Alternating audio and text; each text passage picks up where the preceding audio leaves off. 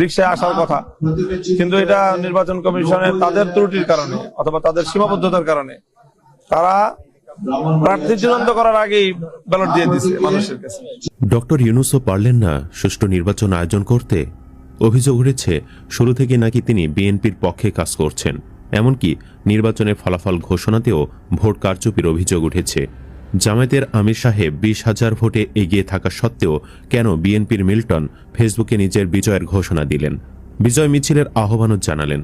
এছাড়াও একবার আল্লামা মামুনুল হককে বিজয়ী ঘোষণা করার পরেও তাকে পরাজিত ঘোষণা করা হয়েছে। ফলাফল ঘোষণায় 5 ঘন্টা বিলম্ব করাটাও একদম অস্বাভাবিক বিষয়। এসব বিষয় প্রমাণ করে নির্বাচনে সূক্ষ্ম কারচুপি করা হয়েছে। কারচুপির মাধ্যমে হারিয়ে দেওয়া হয়েছে জামায়াতের যেসব নেতাদের।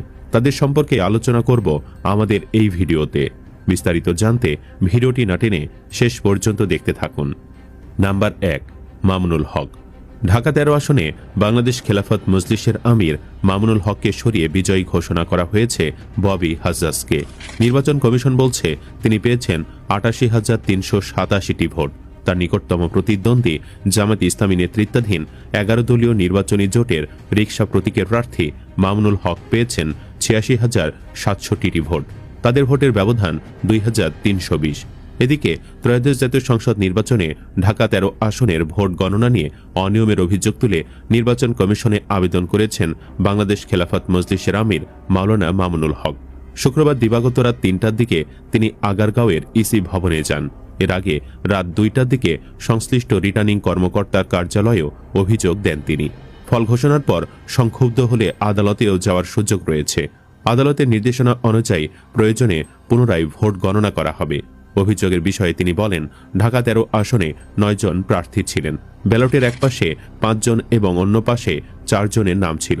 তার নাম ছিল বাম পাশে সর্বনিম্ন স্থানে। নামের পাশের ঘরে ফাঁকা জায়গা থাকায় অনেক ভোটার সেখানে সিল দেন, যা বাতিল করা হয়েছে। তিনি দাবি করেন, 50টি কেন্দ্রের ফলাফলে আমার 1200 ভোট বাতিল হয়েছে। সব 137টি কেন্দ্রে একইভাবে ভোট বাতিল হলে তা প্রায় 3,000-এ পৌঁছাতে পারে। তার মতে নিকটতম প্রতিদ্বন্দ্বী বিএনপি প্রার্থী ববি হাজ্জাজ ধানের শীষ প্রতীকে প্রায় 2,200 ভোটে এগিয়ে আছেন বলে জানানো হয়েছে। বাতিল হওয়া ভোট বৈধ হিসাবে গণ্য হলে ফল পরিবর্তন হতে পারে বলে তিনি দাবি করেন। এর আগে সেনাবাহিনী মামুনুল হক সাহেবের মাদ্রাসার সামনে বেশ শক্ত অবস্থান নেয়, সবাইকে ভেতরে ঢুকিয়ে দেয়। সাংবাদিক ইলিয়াস বলেন, আমার আশঙ্কা তাকে পরাজিত ঘোষণার পরে যদি কোনো প্রতিবাদের চেষ্টা করা হয় সেটা যেন আগে থেকে বন্ধ রাখা যায়, সেজন্য এই চেষ্টা। অন্যথায় এখানে এত সেনাবাহিনী যুদ্ধাংদেহী হয়ে অবস্থানের আর কোনো কারণ দেখি না। আল্লাহই বাস্তবতা ভালো জানেন। নাম্বার 2, নাসিরউদ্দিন পাটোয়ারি। বিভিন্ন আসন থেকে জুলাইয়ে যোদ্ধা সময়ের আলোচিত মুখ নাসিরউদ্দিন পাটোয়ারির বিজয়ের খবর আসছিল। শেষ পর্যন্ত তাকেও হারিয়ে দেওয়া হয়েছে। অভিযোগ রয়েছে, মির্জা আব্বাসের স্ত্রী সরাসরি ভোট গণনার সময় কেন্দ্রে থেকে কাউন্টিং টেম্পারমেন্ট করেছে। ইসি বলছে, ঢাকা 8 আসনে বেসরকারিভাবে বিজয় হয়েছেন বিএনপির প্রার্থী মির্জা আব্বাস উদ্দিন আহমেদ। তিনি তার নিকটতম প্রতিদ্বন্দ্বী নাসিরউদ্দিন পাটোয়ারিকে 5,000-এর বেশি ভোটে হারিয়েছেন। ঢাকার বিভাগীয় কমিশনার শরফুদ্দিন আহমেদ চৌধুরী শুক্রবার ভোর রাত 3:45টায় এ ফল ঘোষণা করেন। আর অভিযোগ রয়েছে, আব্বাসের বেলায় তার প্রতীকের সারির বাহিরে পড়া পচা ভোটও কাউন্ট করা হয়েছে, কিন্তু বাতিল করা হয়েছে মামুনুলের বেলায়।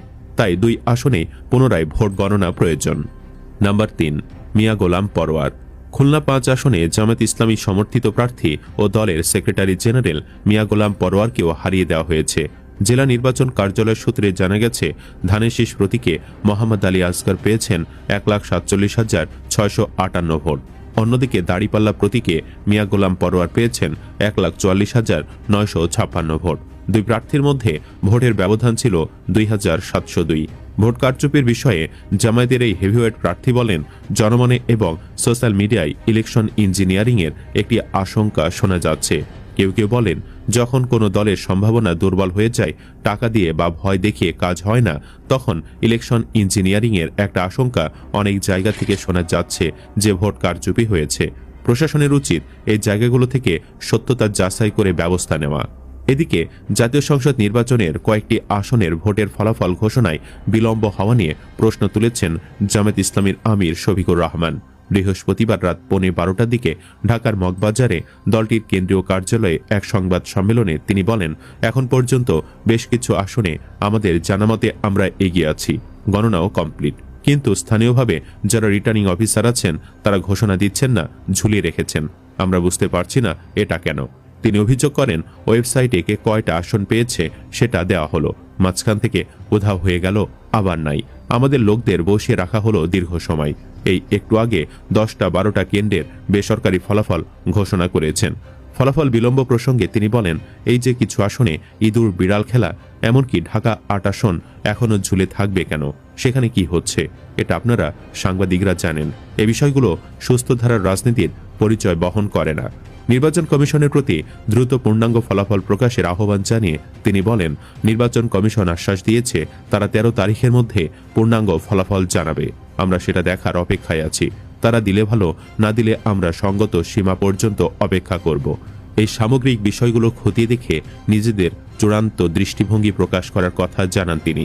তবে তারা তাদের নির্বাচনী আচরণ ইতিবাচক রাখবেন জানিয়ে বলেন, আমরা ইতিবাচক ধারা রাজনীতি করতে চাই। রাজনীতি যদি দেশের মানুষের জন্য হয় তাহলে এটা মেনে নিতে হবে। পাশ করার গ্যারান্টি নিয়ে কোনো রাজনীতি হয় না। বেসরকারি ফলাফলে হ্যাঁ ভোট জয়ী হওয়া নিয়েও সন্তোষ প্রকাশ করেন তিনি। নাম্বার 4, সার্জিস আলম। পঞ্চগড়ে 2টি আসনে জয়লাভ করেছে বিএনপি। এর মধ্যে পঞ্চগড় 1 আসনে বিএনপির প্রার্থী মোহাম্মদ নওশাদ জমির এবং পঞ্চগড় 2 আসনে বিএনপির ফরহাদ হোসেন বেসরকারিভাবে নির্বাচিত হয়েছেন। নওশাদ জমির ধানিশিস প্রতীকে 1,86,189 ভোট পেয়ে বেসরকারিভাবে নির্বাচিত হন। তার নিকটতম প্রতিদ্বন্দ্বী এনসিপির উত্তরাঞ্চলের মুখ্য সংগঠক সার্জিস আলম শাপলাকলি প্রতীকে পেয়েছেন 1,68,049 ভোট। পঞ্চগড় 2 আসনে বিএনপির প্রার্থী ফরহাদ হোসেন আজাদ 1,74,650 ভোট পেয়ে বেসরকারিভাবে নির্বাচিত হয়েছেন। তার নিকটতম প্রতিদ্বন্দ্বী জামায়াতের মোহাম্মদ শফিউল আলম দাড়িপাল্লা প্রতীকে পেয়েছেন 1,28,862 ভোট। এ আসনে গণভোটে হ্যাঁ পড়েছে 1,63,875টি এবং না ভোট পড়েছে 1,29,088টি। ফেসবুকে ছড়িয়ে পড়া বিভিন্ন স্ট্যাটাস থেকে বলা হচ্ছে 50টিরও বেশি কেন্দ্রে কারচুপি করেও জিততে পারেনি বিএনপি। তবে ইলেকশন ইঞ্জিনিয়ারিং করে ফলাফল ডাকাতি করেছে, কারণ ইলেকশন ইঞ্জিনিয়ারিং। ফ্যাসিস্ট হাসিনার গড়ে তোলা প্রশাসন আজকে পুরো নির্বাচনের ফলাফল ইঞ্জিনিয়ারিং করল বলে অনেকে বলছেন। দিল্লির গোলামরা মনে রেখো, জানমালের ক্ষতি করতে পারবো, কিন্তু শেষ বিচারের দিন আল্লাহর বিচার পরিবর্তন করতে পারবে না। আরেকটি পেজ থেকে আন্দোলনেরও ডাক দেওয়া হয়েছে। সুজন আহমেদ একটি বাচ্চার ভোট দেওয়ার দৃশ্য শেয়ার করে লিখেছেন, নির্বাচনে কারচুপি দেখুন, আন্দোলনের জন্য সবাই তৈরি আছেন তো ইনশাল্লাহ। এদিকে সাংবাদিক ইলিয়াস লিখেছেন, ইলেকশন ইঞ্জিনিয়ারিং মেনে নিয়েন না, দরকার হলে জুলাই নামবে ঢাকাতে, কোনো সরকার গঠনই হবে না। এমন একটা দেশের কপালে যত শনি আছে নেমে আসুক প্রয়োজনে। জাফর আহমেদ নামে একজন লিখেছেন, সারা বাংলাদেশে বিএনপি কারচুপি করেছে সেটা নিয়ে আমার কোনো কথা নেই, করতেই পারি, কিন্তু শাইখুল হাদিস মামুনুল হকের আসনটায় কারচুপি করাটা আমাদের হৃদয় ভেঙে গেছে। সুপ্রিয় দর্শক, আপনি কি মনে করেন আসলেই কি ভোট কারচুপি হয়েছে?